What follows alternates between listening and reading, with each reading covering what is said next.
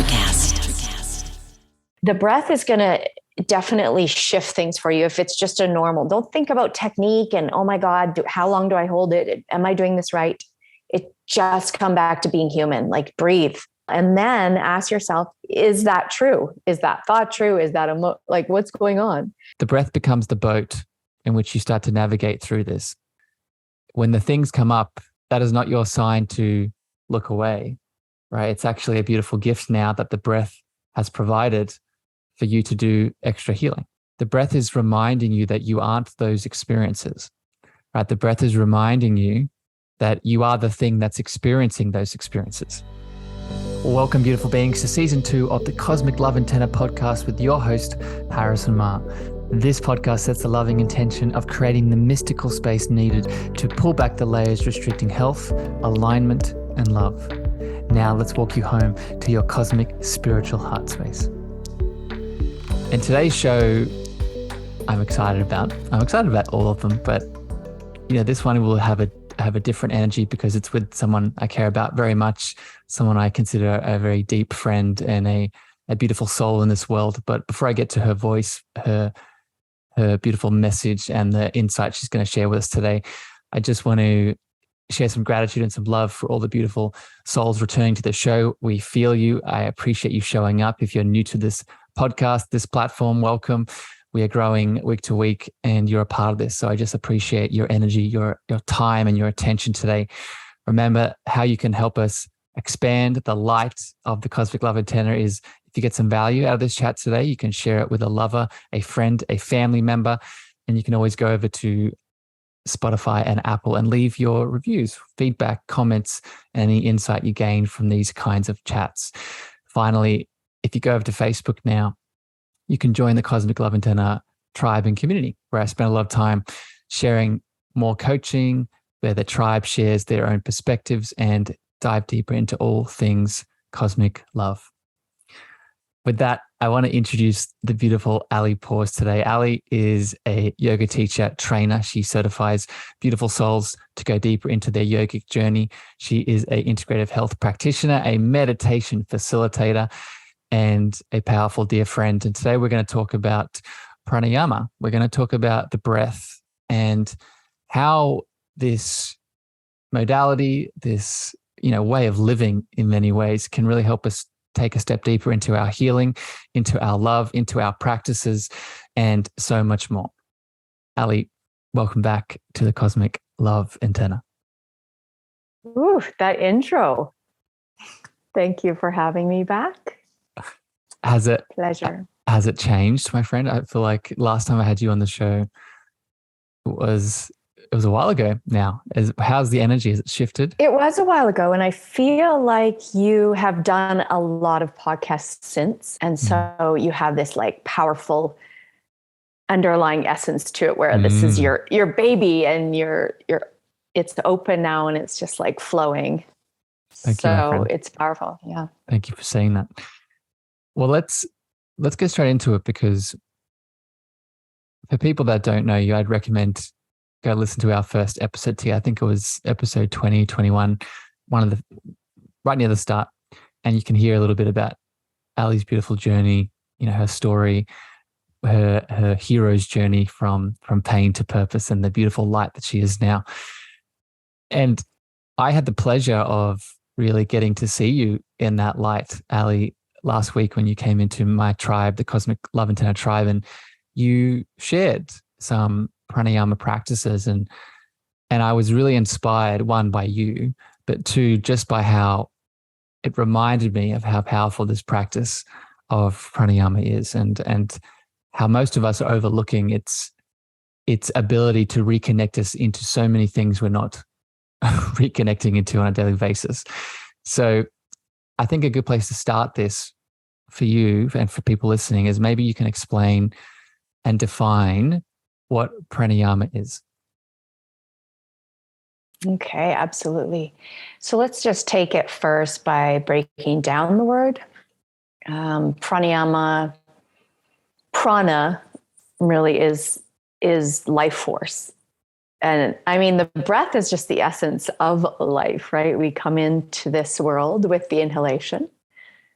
And then we leave with the exhalation, and everything in between is just this.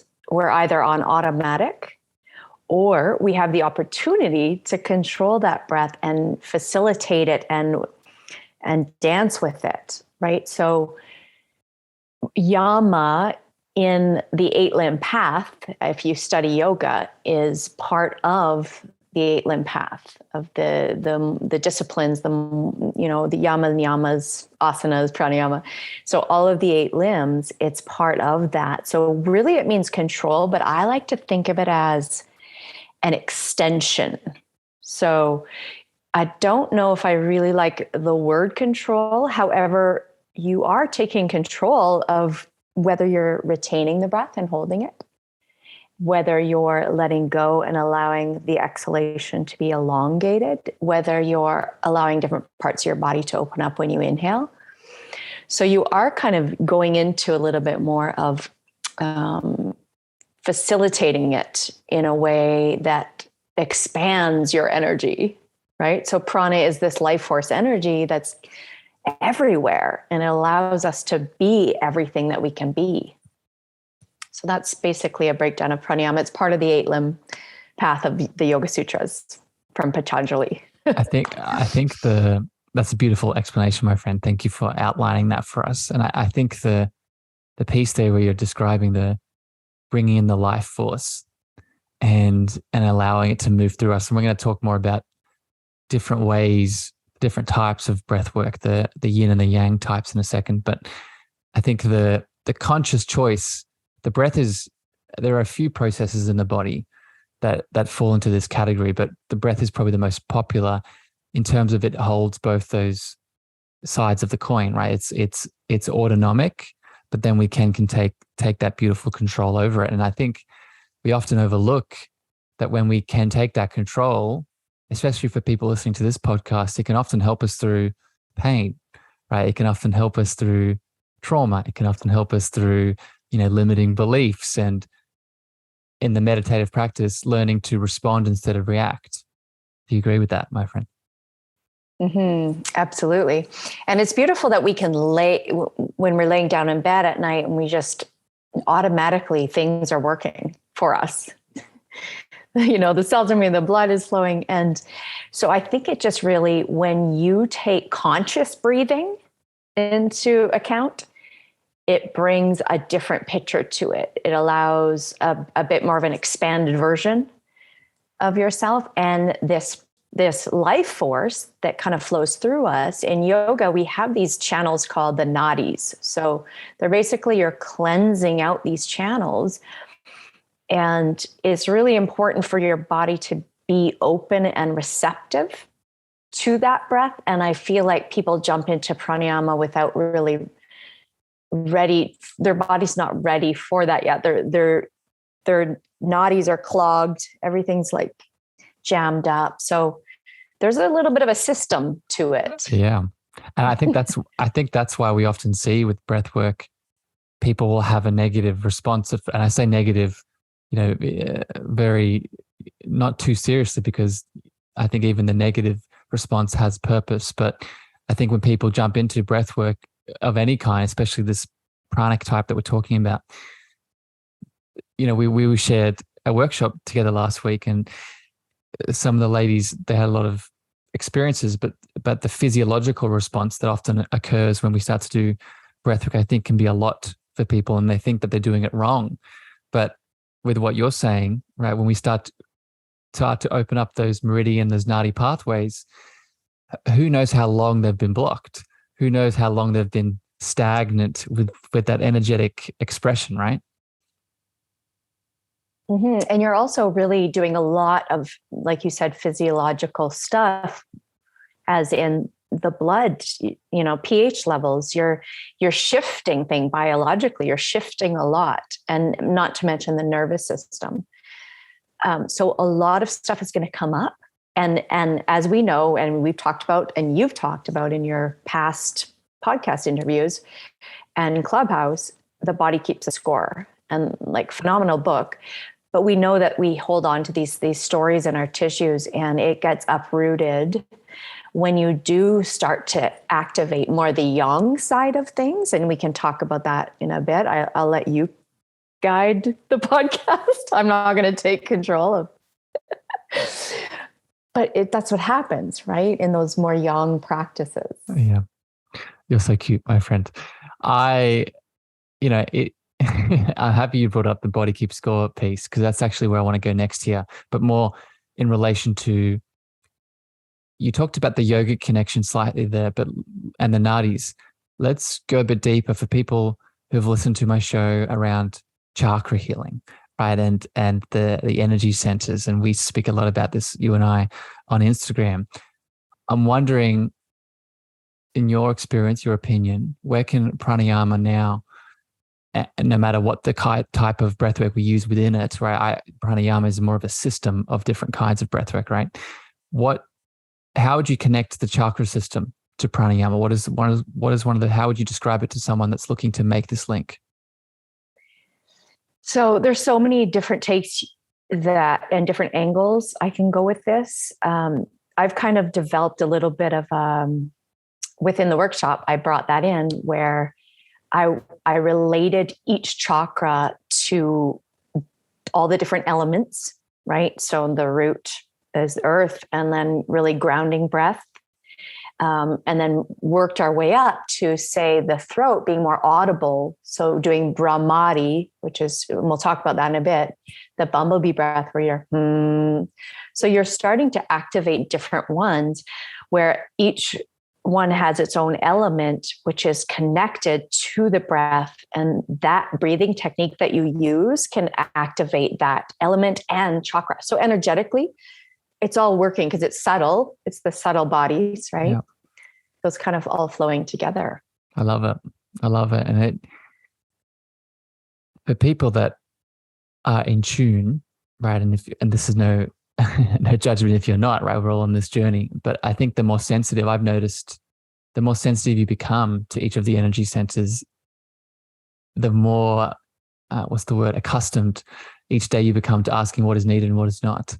Right. So if today I'm feeling a lot of grief in the heart, for example, or maybe I'm feeling, a bit emotional and sensitive, I can tune into that sacral center, and then through the breath now specialize it based off, that theme of that water that flowing, connecting to that sacral, that sexual, sensual feeling space. And now with the breath, start to release what not is needed.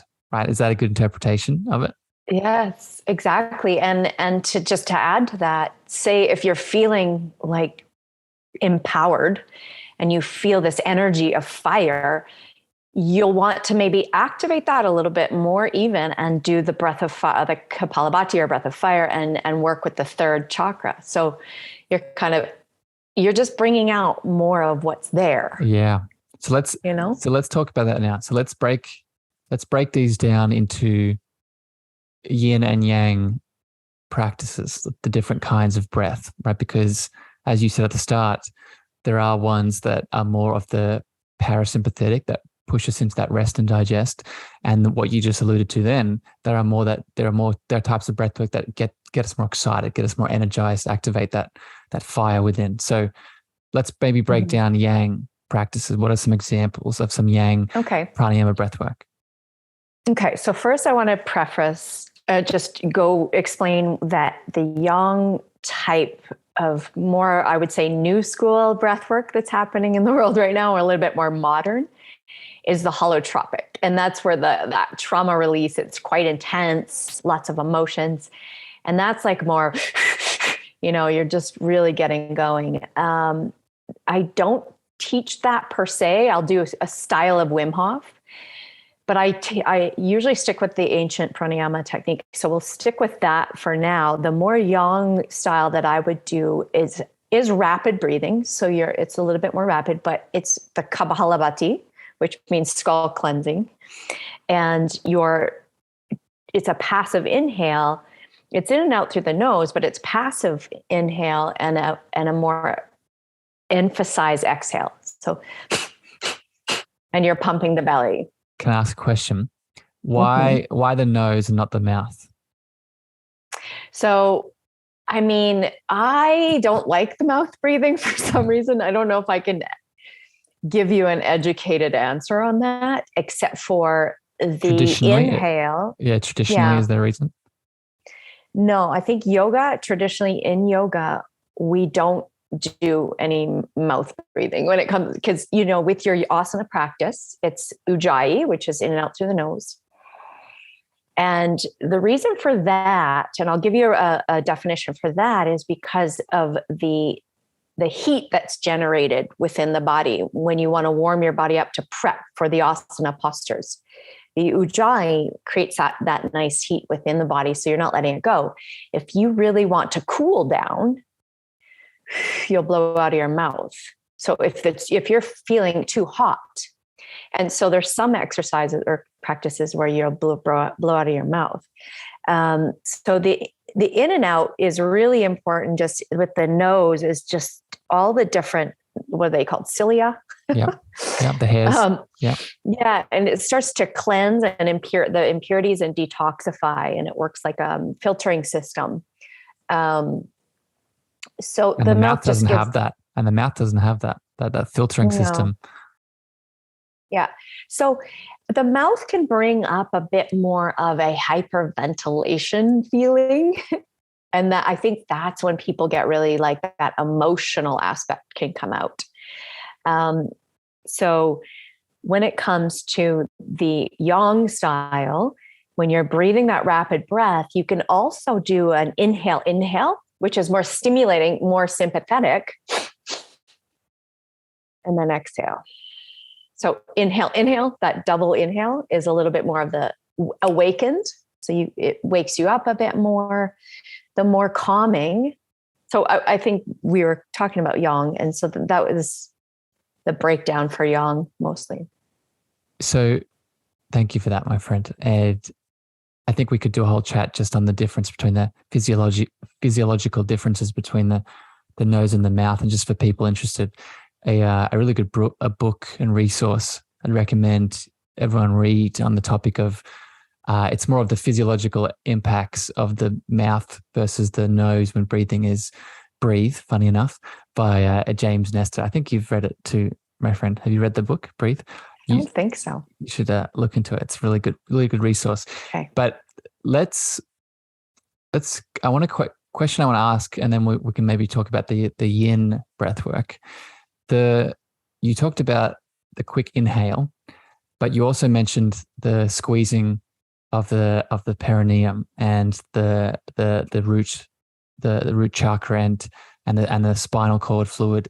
Explain that role within the yang process. What is that doing? What is the purpose of that? Okay, sure. So when it comes to creating this container of energy that we are creating, you want to be able to maintain the pranic flow that happens. And energetically, the bandhas mean bond. Bandha just means bond, so to lock. So it's kind of locking it in there, and it's holding it within the container without leaking the energy out. So I like to do it usually on the retention. You can hold it the whole time if you want, but usually on the retention, you're squeezing those, perineum and all the muscles for urination, and like squeezing and lifting up through the pelvic floor helps with the cerebral spinal fluid as well within the spine. So it kind of like moves it up. It's not like a tourniquet effect, but in a way it can be, where it flushes back up into the vertebral artery and like moves in and gets it flowing again, that craniosacral system. So that's what I like about that, because you're bringing in new energy, not just that. That's quite physiological. It's not just energetics through the chakras and, all of that. So that's called the Mula Bandha. So Mula means root. So it's like that root lock. Yeah. And I'm not sure if you're aware of this, my friend, but there's also a sacral connection too here. And the connection is to our jinn, our jinn energy. And for people listening, this practice of squeezing the perineum and then focusing on the energy and drawing it up with the breath, right? Whether it's in a yang or a yin, or in a yin practice, which we'll get to next. What this also does, it activates I'm sure you're familiar with this, Aly, the microcosmic orbit that we have within inside of us, right? This main flow of energy that starts at the perineum area, and it comes up our spinal cord, like you were just saying, and goes up to our crown, and then connects the top of our lip, upper mouth, and then it reconnects the bottom of the mouth and comes down the front of our being, right? So then when we connect to the sacral, I can feel you getting excited. Hang on. When you connect to the sacral, when we have, so our yin energy is our sexual energy, our creation energy. So you can also, on top of the root piece that you were just highlighting, you can also connect to the sacral energy, and this is where tantra comes in, and the sexual acts. You can actually, if you're stimulated from a sexual lens on top of all this, you can actually bring that creation energy, not just within the area of the physical sexual organs. You can now bring that yin energy up the same microcosmic orbit and share that energy with the rest of the being through the breath. Right? You were reacting, my friend. What did you want to add? I was just, because I noticed that when you were talking about that, there's a mudra that we do in yoga where the tip of the tongue curls back and goes to just beyond the top of the teeth on the roof of the mouth. And so that mudra actually connects the fascial line as well. Yeah. Yeah. Super cool. It's so interesting. Oh my God, we're geeking out over here. I would encourage people to try this out, right? These practices that Aly's sharing and these tips, these are, you don't have to wait for these things. You could be doing these. Like I'm practicing the perineum squeeze, for example, as Aly's talking about, and getting these right, getting it up. All right, so let's shift here to the yin. So you talked about the yang and the more the faster, more sympathetic style of breath work. How would you define the yin practices of the pranayama? What does that look like? Okay, before I go into yin, I just wanted to finish off with the two other bandhas that might be quite useful in your practice. If you're not just doing the pelvic floor and you're actually activating all of these all together all at once, it's called Maha Bandha. Maha just means great, the great bandha. So the Uddiyana bandha is that navel lock, navel center in and up, and then chin neck lock is drawing down and back. And that just helps you maintain the straight spine and your antenna for the practice. So it connects all of them. So with the yin, it's basically, I consider the yin more of obviously not so rapid. The alternate nostril breathing, right? Nadi Shodhana, ones. My favorite one. Mm-hmm. Where it really balances out the right and left hemisphere of the brain. It helps the nervous system. And then the gentle ones that people know as box breath, but we call it in our pranayama practice, samavriti, which just means equal breathing. And so you're just gently inhaling. It's nothing forced. It doesn't have to be this big dramatic thing. It's just very gentle and you're noticing. And then you hold at the top, and then you can either do the full box or just inhale, hold, and exhale. So that's a little bit more of a gentle approach. There's some that help the vagus nerve, which really helps your trauma without bringing up this upheaval of emotion, more yang style, is just the humming. So Brahmadi, the bumblebee breath one. Aly's putting her faces in a mudra over her face for people that can't see. I've done funny reels on that one. So that's like a good yin one for the trauma, instead of uprooting and freaking yourself out. And I think a big reason for that too, Aly, just to interrupt, is it creates the safety, right? It creates the safety, it creates the support, it creates the ease before we go into it, right? Many of us, myself included, we want to get straight to the healing, but we forget to create the container first, right? We forget to create the container of love and safety and support, either allowing someone else to do that for us or doing it for ourselves, right? And this is where that yin practice can come in. It's really when we start to connect into, whether it's the humming, whether it's the alternative nostril breathing, whether it's the exaggerated exhale, it's connecting back to that root chakra and providing the support and the security, the safety that we need to then go deeper into the things that need to be released. And if we skip over that, of course we're going to feel a bit off-centered and caught, like whacked over the face, because we haven't provided the container to release into, right? Do you resonate with that, my friend? Yeah, absolutely. Yeah, that was well said. So when it comes to the foundational piece, I love that. And see how the chakras are so interrelated with all of this. And then a couple other ones that I'll mention that are more yin and calming is just very simple. Like we do the ujjayi one when we practice asanas, like explain that one for people.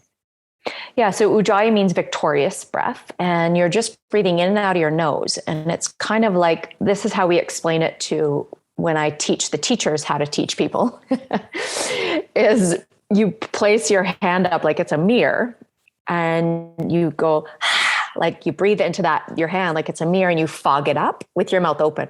And then you do it with your mouth closed. And it creates that little bit of a throat ocean sound down through the chest. So that can be done anytime, anywhere. If you're stressed in traffic or, in the lineup somewhere and you're just feeling the intensity, you just bring that in. It's gentle. And then another one is called cooling breath, and it's called satali. So the cooling breath is just breathing through your tongue. And some people can't curl their tongue. I can't. It's the first thing I thought as soon as you did it. I can't do that. So if you cannot curl your tongue because you don't have that chromosome or whatever, then you just breathe through your teeth. And actually, this is a different pranayama called shakari. So shatali is like through the tongue, shakari is through the teeth. So you would just do shakari. And then you hold the breath, tuck the chin down. Now, most people just hold the breath and then exhale, but I like to add the tucking of the chin and the chin lock, and then you exhale very gently. Very simple, very loving and grounding and yin. And that's if you feel really heated and over hot in your practice at the end, I like to cool it down. I love it. So, Aly, thank you for sharing all these practices. And this is why I really wanted to have you on the show, because these aren't hard, right? Yes, I think some of them might require more practice. Like for me, I need to work out how to curl my tongue. But for a lot of people, this is just, we can start this right now. And I think that's probably the next question I want to ask you here. I'll share some of my examples and I want to hear yours. Where do you implement these breath practices in your life? What does it look like in your routine? So, for example, I start my day with the alternative nostril breathing, right? Because for me, one of the biggest wins for that yin alternative nostril breath is that it balances both the left and the right brain. So I do a lot of talking and speaking and podcasting in the morning. So doing that breath really balances me out in the morning to get started with my routine. And then a lot of the yang type of the in through the nose, the quick inhales and exhales into the belly. I do that when I get on calls or meetings, right? Right before I get onto a meeting, it really helps me, again, connecting to the chakras here, connects me into my power, connects me into my truth, connects me into, one, it connects me into the present moment, but two, it reminds me of who I am, right? It helps me move past the past, disconnect from the future, and really ground into this present moment with power and fire. So I'm wondering for you, Aly, what does it look like? Do you use some of these practices in your daily routine? Absolutely. So usually for me, it's first thing in the morning because I do my gua sha stone face massage and then I meditate. And interesting that I love this question because so many people don't know when or where, how to start. And when I really got deep into pranayama, it was after my asana practice, because that's how we were taught to open up the body, be prepared to sit for meditation, and then we were open for pranayama. So I usually did it after my yoga practice, but lately in the last year or two, I've been doing it right after my meditation in the morning, first thing. And it's a little bit more of the yang style. I mix in Wim Hof just so I can kind of wake up, but I also do just, one nostril instead of alternate. And I do 10 on each side. So that gets things moving. It shifts my mindset. And I love what you said about connecting to your inner being. Yeah. And you do, so just to clarify, when you do both, when you do one on one side and the other nostril, are you doing it the fast, the yang style, or the slow style? No, just in and out, in and out. Because that was a practice you shared with me too at the alternative nostril breathe, but doing it fast, right? You could do both. Yeah. And you could do both. Yeah. So just because it's in the morning, I like to gradually, like you said, move into your day. And then if you do need to have if a call or you have a speaking gig and you have to be alert and awake, then Bastrika is really good. I didn't teach this one. If you want, I can share it with you. Please. Yep. And share where you use it. So share and then explain where you sort of add it into your day. Yeah. So I usually use this midday when you want that cup of coffee or I'm going to speak on stage at Clubhouse, or, I have some kind of meeting and I just need to wake up and get my energy shifting. So this is more up through the rib cage, and it's called bellows breath. So think of a bellows, stoking the fire. And that's basically what it does. So the diaphragm is the primary breathing muscle up by the rib cage here. So it's like, I just put my hands on my rib cage and by my chest, and I feel that action of in and out, in expanding and contracting. And then it's like it doesn't have to go that fast. You can go slower if you want, if you're just starting out, but it's not the pumping of the belly like Kapalabhati. It's a bit more equal in and out through the nose, but way more up here. So you're kind of stoking that fire. And there's a solar plexus connection too. Absolutely. Yeah. And that's for showing up to do whatever you need to do, be your best self. And so nighttime stuff, someone just asked me this on a live, is what kind of breathing techniques can I do before bed? And most people are quite wired from having the blue light and their devices on. And so they need to calm down for a while. And Nadi Shodhanan is the best for that one. It really gets you into the parasympathetic and calms the nerves, just the alternate nostril breathing. I have all of these described on a little mini course. If anyone is interested, I have them all broken down. Send me the link and for explained. That. Send me the link for that, Aly, and I'll put it in the show notes. I love it. Thank you for explaining that, my friend. And I would, again, just want to encourage people throughout this episode, this type of show today is really the practical kind, right? So incorporate these, let us know how it goes, reach out to us and see what comes up. And this is now sort of where I want to go next with this. And we've alluded to this before, but I want to break this down a little bit more here with these practices. Okay. So we've implemented them into our day, either in the morning, the evening, when we have meetings. What do we do, my friend, when some things come up? Okay. Because with this kind of breath work, it's, just for people that are new to this, in many ways, across physical, mental, emotional, and spiritual, the breath, and we're going to speak more about this at the end, but in many ways, what the breath is doing is it's bringing us into the present. It's bringing us into the present, and it's helping us bring awareness into ourselves. And for a lot of us, right, and I'm right here with you, if you're in this boat, a lot of us aren't looking inside. A lot of us are spending 99% of our time externalizing the self. We're looking outside at all the things, and no judgment. But what this does is it adds to a lot of unconscious suppression of things that need to be seen. So when someone starts to incorporate breathwork into their life, it now creates the space for things that have gone unnoticed for who knows how long, now the space to come up. So I'm wondering if you could speak to this, Ali, this idea of trauma and emotions and stories bubbling to the surface and what we can do about it. What do we do in that situation? Wonderful question. So when it comes to the breath work, all these practices we just talked about, it's really a preventative. It's preparing you to be in that space of, okay, so now you're in the moment of it. Now what? You're not going to sit there and go, well, maybe you will. I don't know. But it's preparing you to be in that space where now you have the conscious decision to choose, come to just a normal breath where I can count. Inhale, 1, 2, 3, 4. Exhale, 6, 5, 4, whatever it is. Just inhale, bring yourself back to your present, back to your body, embody it, feel it, right? Because you're feeling the trauma and the emotions and everything. But the breath is going to definitely shift things for you if it's just a normal. Don't think about technique and, oh my God, how long do I hold it? Am I doing this right?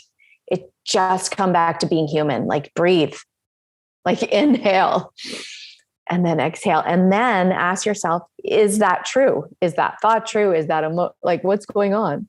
And so it's a time to be curious. It's a time to lean in, and it's a time to just be present with your breath.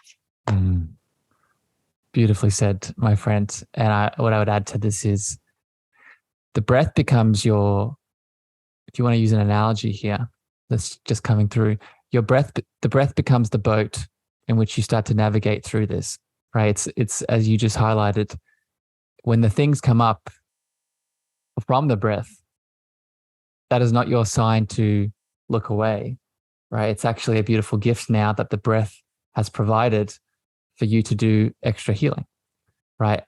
But don't drop the breath, right? Use it as a continual boat to help you move through it, because from a spiritual lens, and I think we'll probably go here next, what the breath is doing, no matter what the type is, whether it's yin, whether it's yang, whether it's fast, whether it's slow, the breath is reminding you that you aren't those experiences, right? The breath is reminding you that you are the thing that's experiencing those experiences, whether it's an emotion, whether it's a belief system, whether it's a story, whether it's a pain from your past. You are not those components. You are the thing that's holding those components. So the breath is doing is it's reminding you of that, right? It's reminding you with a constant flow, iteration of whatever the technique is. Each time you come back to the breath, it's reminding you, oh, I don't have to, I can surrender through this moment, and I can learn the things, I can feel the things, I can make a different choice, as you beautifully said, because I am so much more than the event that for a long time has been identifying my life. Does that resonate, my friend? Oh, wow. I love that you said that. You're the awareness, and you become this, okay, you're the thing experiencing all of it. Amazing. And that is the tool. So the breath is the tool. It's the bridge. It kind of bridges the mind and the body and allows you to have the space to observe that you're not connected to, you're not that thought. You're not that, not even the body, right? Like, let's be real here. Yeah. Yeah. And let's go into this, because I think this is really, when I think about using the breath in my practice with people, this is the reason I use it, right? Just very simply, it's because I would refer to it as the breath of love or the breath of God, right? One of the practices I use, and I'll just share this, and then I want to get your opinion on it, my friend.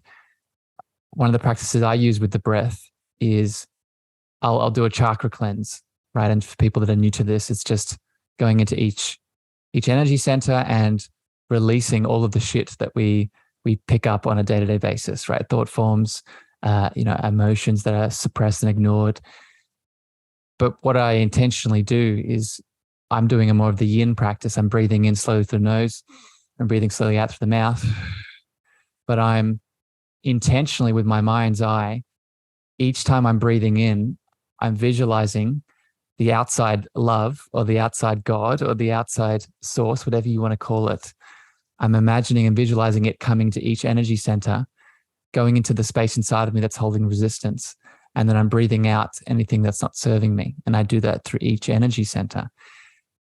So I want to get your perspective on this, Aly, and what you think of this. But just to summarize it, what it's doing now, very simply, is it's helping you connect and realize that everything outside of you is also inside of you, right? Whether that's presence, God, divinity, love, that which is outside is also in.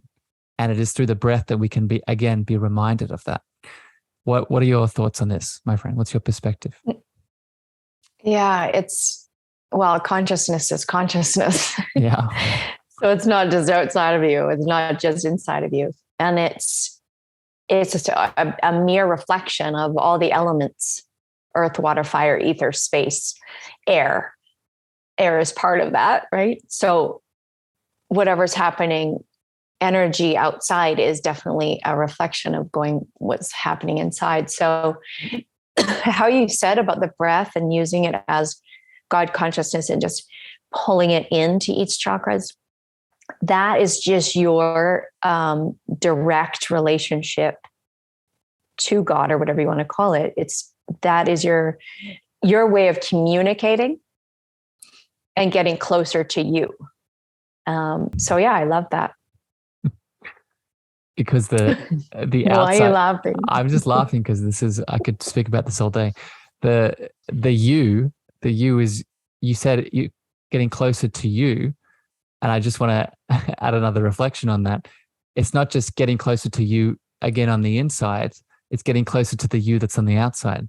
Because, we've been speaking a lot about the yogic worldview, and I would take it a bit deeper. The yogic worldview comes from the Vedic worldview, right? Yoga is a branch of the Vedic worldview, and the Vedic worldview, which I'm so heavily deep in right now. I'm just like, it's always been in my world, but I feel like at my journey and where I am at the moment, it's just pulling to me even more. From the Vedic worldview, is there is no outside objective reality, right? There is just everything that is inside of us that we then project outside through our level of consciousness. So bringing this back into the breath now, it's not just a relationship that we're building with the inner you, it is also a relationship we're building with the outer you.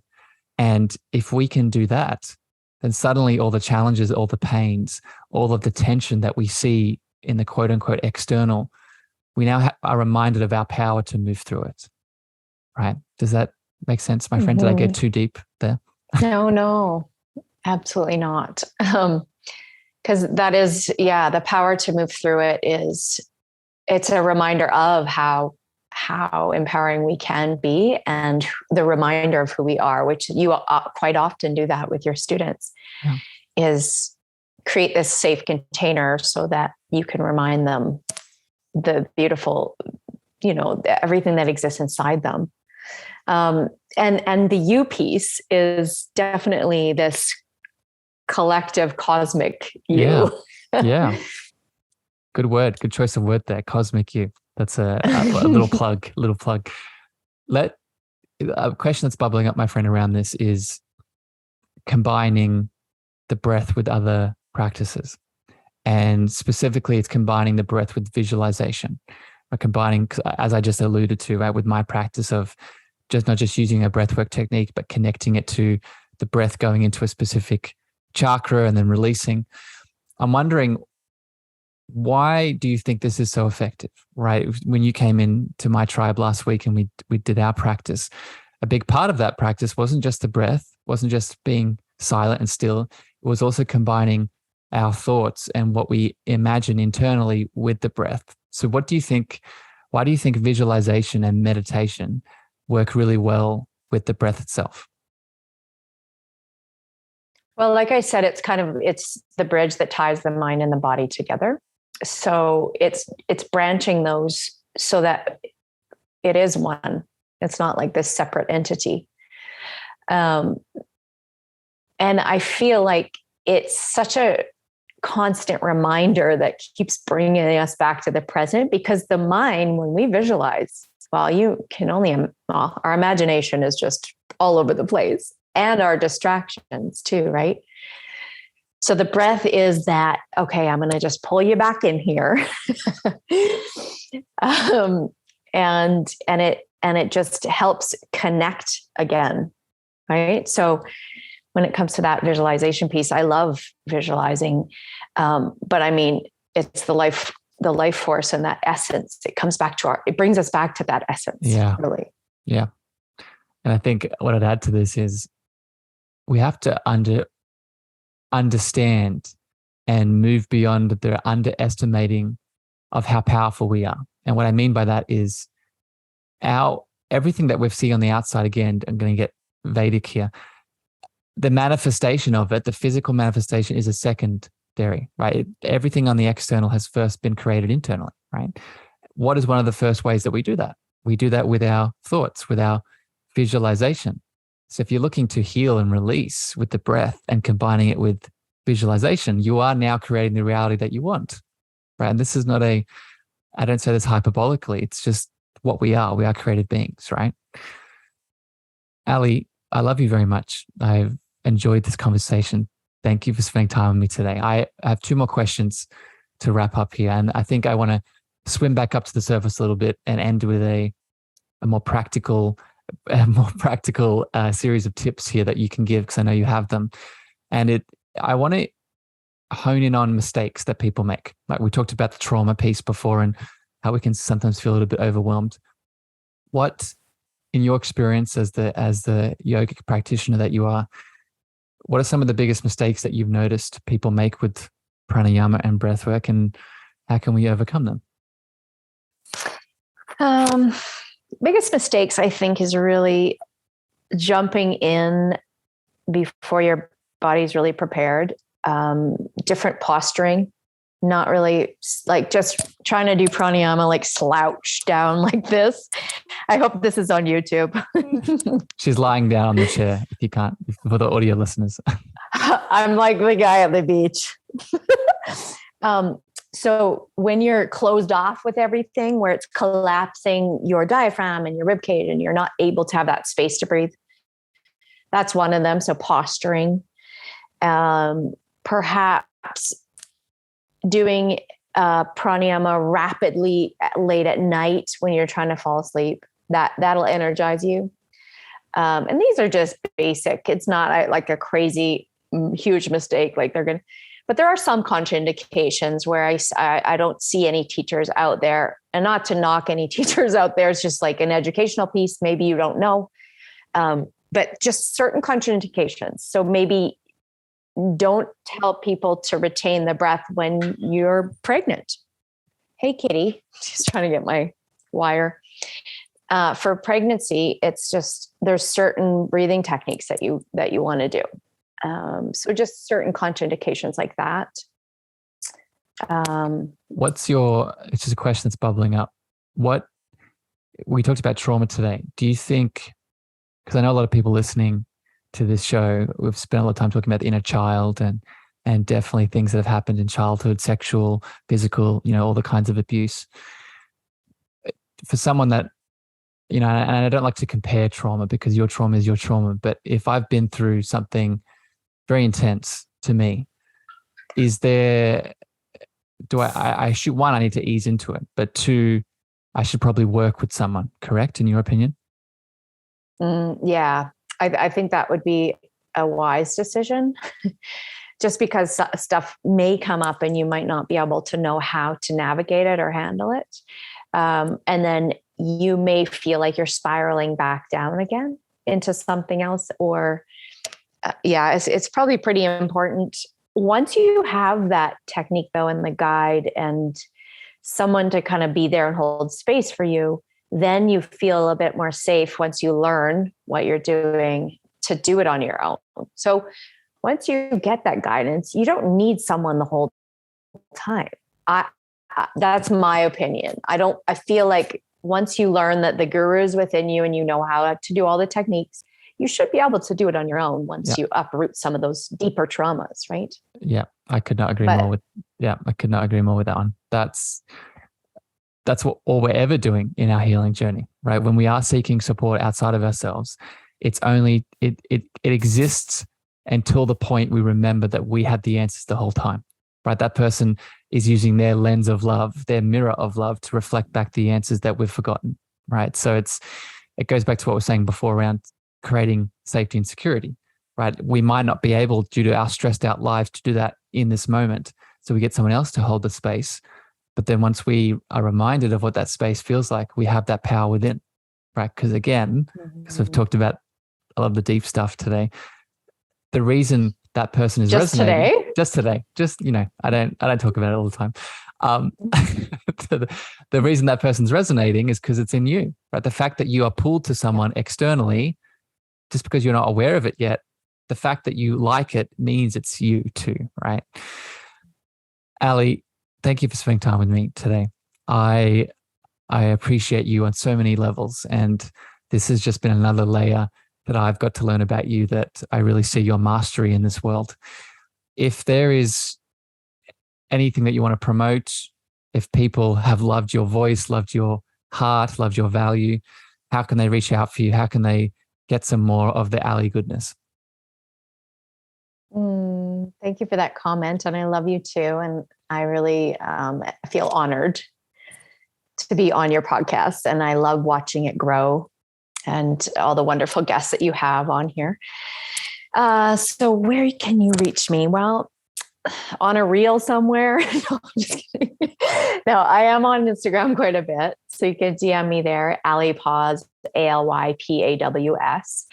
And then that's also my website. I have an online studio where you can practice weekly with me on Zoom. And then there's a community there, and also a ton of on-demand videos, over 100 videos. Lots of the mini pranayama, like the courses, mini meditation. So yeah, just find me on Instagram. That's probably the best. She has a lot of cute dances and moves and faces and shifts. So Aly's Instagram, her TikTok, her social media presence is quite entertaining. Oh, he's not even looking. Yeah. I could feel it. Aly, thank you for spending time with me today. Beautiful souls out there in the listening lounge. Thank you for bringing us your energy, your time, your attention. We hope you gained some practices, implement them. Let us know how they go. Reach out to us. If something came up, if something moved through you, would love to hear it. But until next time here on the show, we send you love, we send you light, and we'll catch you next time here very soon. Bye, everyone. Before I leave you today, beautiful beings, I'm so excited to share a special announcement just with you. On the 20th to the 23rd of April, 2023, I and a fellow guest of the show, the beautiful Aly Paws, will be hosting live in Tulum, Mexico, the Cosmic Heart Tour. And I have Aly here with me now in this moment. Aly, I wanted to ask you, from my heart to yours, why should the beautiful souls listening come and join us in Mexico? Well, when I hear Tulum, Mexico, well, I guess it's a yes for me, no matter what, because I feel like a lot of us in the last, it's been a couple years since we've been through this traumatic, whatever you want to call it. And also those in the Northern Hemisphere, particularly Canada, has really long, hardcore winters, and it can be cold and lonely. And I think a lot of us are craving this community and this healing, sacred space and travel. I haven't traveled in so long. So the fact that we met on Clubhouse like 2 years ago, and the people listening to us in our rooms, our events, have now connected with us, and we have the opportunity to meet and share our gifts together in a beautiful place in Tulum, Mexico, is unbelievable to me. I'm just to the moon. So there's a lot of different reasons. Those are what I'm excited about, as well as being able to share what I call my medicine that has helped me, which is the yoga, the meditation, the craniosacral, and our book that we're birthing. So I think there's a lot of little gifts and nuggets people can get from this experience. I've been doing retreats since 2014, and this healing immersive experience I know the power behind them. I know what goes into them. I know what people get out of them. So I'm just excited for whoever's coming, really. I mean, I'm excited to be actually facilitating something live because I've been doing everything online. And the fact that I can be with you, my dear friend, I'm ecstatic about it. So I invite you to join us in Mexico. Join us for some meditations, activations, yoga, craniosacral therapy, a book release, a live Q&A, poetry, and so much more. These spots are going to fill up super quick because our intention is to make this exclusive and intimate. So please DM me Cosmic Heart Tour on any of my social channels. That's Cosmic Heart Tour on any of my social channels, Facebook, Instagram, TikTok, LinkedIn, and we'll book in a meeting so you can join the love. I'm so excited to connect with you in the flesh. Thank you for listening to the Cosmic Love Antenna with me, your host, Harrison. If you gained value or this episode hit your heart, please remember to share this out with a friend, a family member, or a lover. You can also leave your love over on Apple reviews and Spotify star feedback, and this helps me spread my frequency to more souls in need. Finally, if you want to connect with me deeper, want to reach out, interested in coaching, please follow me on Facebook, Instagram, TikTok, and LinkedIn at Harrison Meagher, Meagher spelled Meagher. Sending you so much love.